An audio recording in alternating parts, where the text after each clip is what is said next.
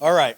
Looking forward to getting back home Saturday after being on the road the last 2 weeks, 12 o'clock against Wisconsin, coming off top 25 win at home against Washington.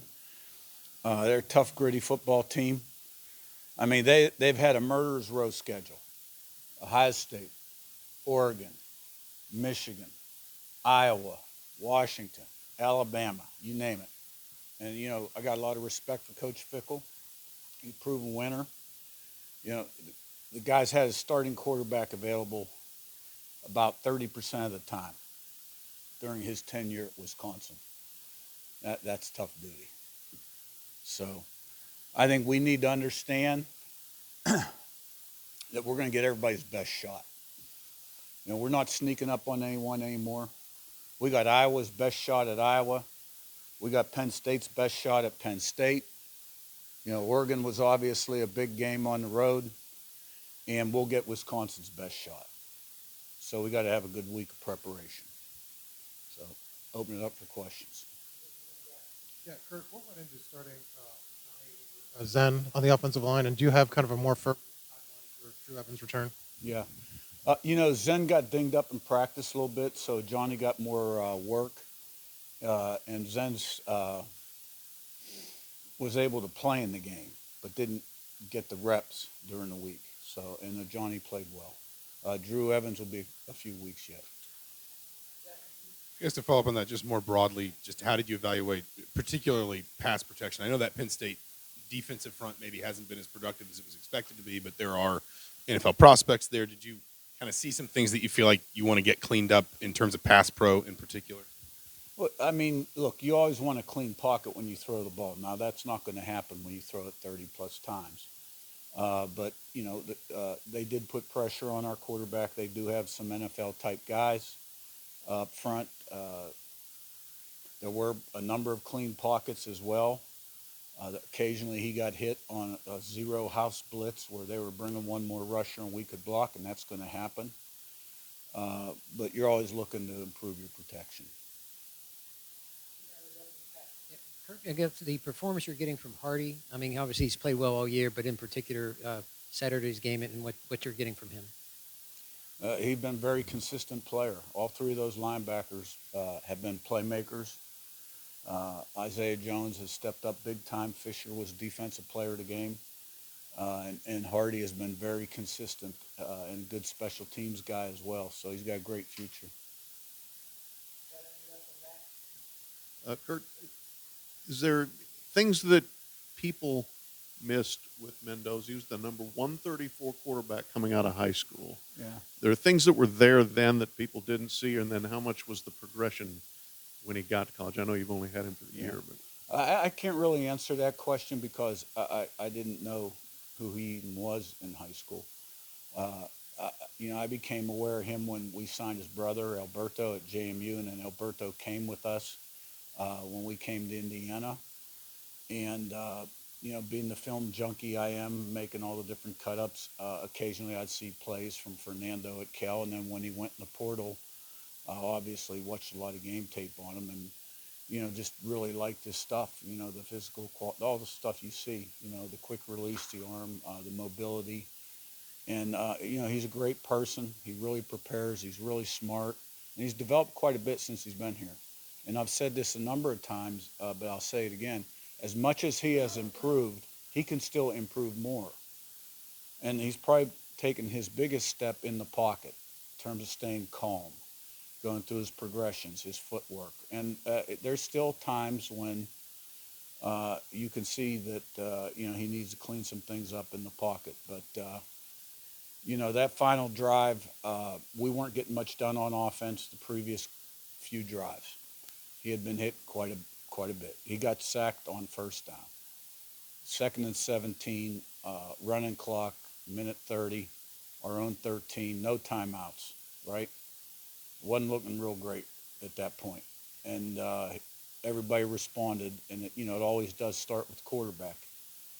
And, he stuck a few balls in the seam, made some throws. Our guys made some catches, and, all culminated in the last play. So, it was a great win and a real shot in the arm for our team who was down. down and out in a lot of people's minds and refused to lose and got it done.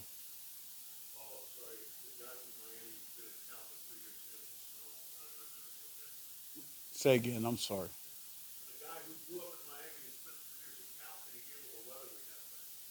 I'd say he can handle about anything.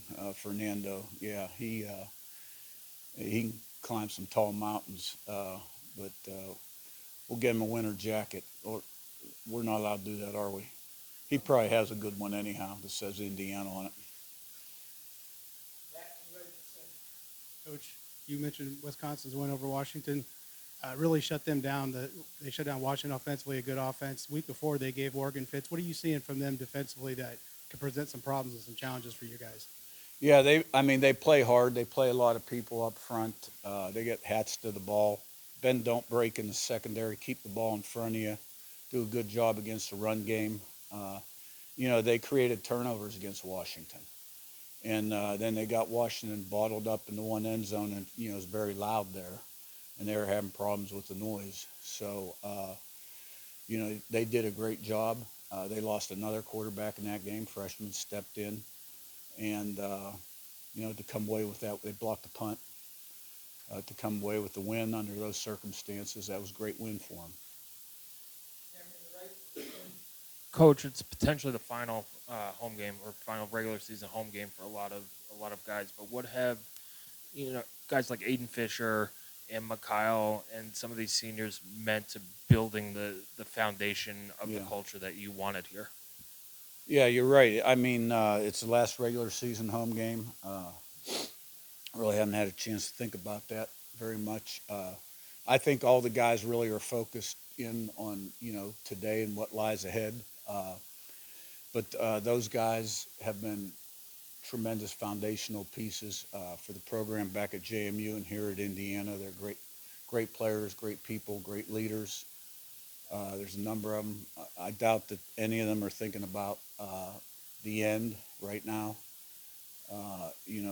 because everybody understands sort of where we're at and what's possible. Curt, to be a good quarterback and leader, it takes great personality traits. And if you have seen any of Fernando's TV post-game interviews in which he is able to answer and looks directly into the camera and hands out his gratitude to his teammates like a NASCAR veteran. And then if you've seen that, your comments. And then secondly, in yours on Saturday, you seem to get really emotional, very close on the verge to crying almost. Was that the most emotional win you have ever experienced? Fernando never ceases to amaze me. He's so deep. He's so intelligent. He's such a good and caring, giving person that, he's an A++ every single interview. And he'd be a huge success in anything he decides to do one day when football ends. I mean, he's just a special, unique person. And it's all real. I did get a little choked up there at the end just because I was so proud of our guys, and our backs were against the wall there, and boy, it wasn't looking very good. And in that venue, 105,000 people, and Penn State was playing really well. And let me tell you, Penn State got players. I give them a lot of credit. I got a lot of respect for that program. That was a great place to play. Their fans were awesome. I mean, they had it cranked up. And we found a way to flip the switch and get the momentum back and make the plays. And meant a lot. And I guess what part of it, probably I was thinking back a little bit. My first time in that stadium was 1971, and every 2 years I was in that stadium for about 15, 16 years. And I can tell you there were a lot of long rides home, not many happy rides home. So that one meant a lot. And you think about my journey, right? 10, 15 years ago. Did I ever think I'd lead a team into that stadium? No. Lead a team into that stadium victorious? So I think, but it was mainly centered around how our guys responded and the challenge that they overcame to get it done. Yeah, Curt, just kind of saying with that play from when you look back at the tape again from Omar's catch, does it still seem surreal how he was able to come down with it? And then I know we've talked about him this season, but how you've seen him develop to become the player that he is for you guys in this offense. It was a tremendous play. Uh, to be able to catch the ball, look down, and then get your feet in position. Great job by Derek Owings developing his core to allow him to do that in the air. And Coop working like he has the whole off season and in the fall. And, he has developed quite a bit. He's another guy, he's like Fernando. He still, has quite a bit of room for improvement because of his ability level. And he'd be the first to tell you that.